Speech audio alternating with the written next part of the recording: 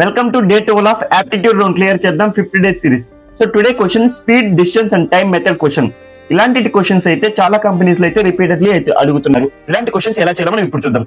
Two trains of length 100 meters and 150 meters run in opposite direction at 54 km/h and 72 km/h. Find the time cross each other. ఇక్కడ question లో ఏమడిగారంటే two trains ఉన్నాయి.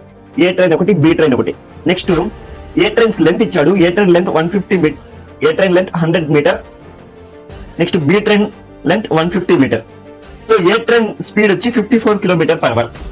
Next B train speed 72 km/h. So ఈ two trains opposite direction లో వస్తున్నాయి. So ఏ ఇలా వెళ్తుంటే B ఇలా వస్తుంది. ఇది ఏ, ఇది బి. సో ఏ అనేది ఇలా వెళ్తుంది, బి అనేది ఇలా వస్తుంది. సో ఈ టూ ట్రైన్స్ ఆపోజిట్ డైరెక్షన్ లో వచ్చేటప్పుడు ఎప్పుడు ఇవి క్రాస్ అవుతాయి అనేది ఫైండ్ అవుట్ చేయమన్నాడు, టైం ఫైండ్ అవుట్ చేయమన్నాడు. ఇలాంటి క్వశ్చన్స్ ఇచ్చినప్పుడు ఎలా చేయాలి ఇప్పుడు చూద్దాం. So total length 250 metre. Next total speed 126 km/h.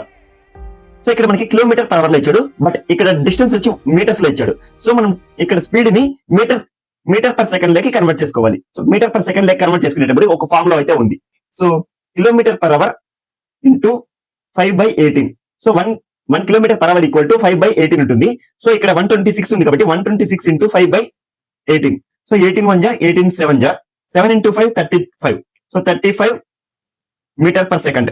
So మనకి ఇక్కడ ఫార్ములా అయితే ఇప్పుడు వచ్చింది. So length by time. So 250 divided by 35 equal to 7.14 seconds. So ఈ టూ ట్రైన్స్ 7.14 సెకండ్ లో ఈ టూ ట్రైన్స్ అనేది క్రాస్ అవుతాయి.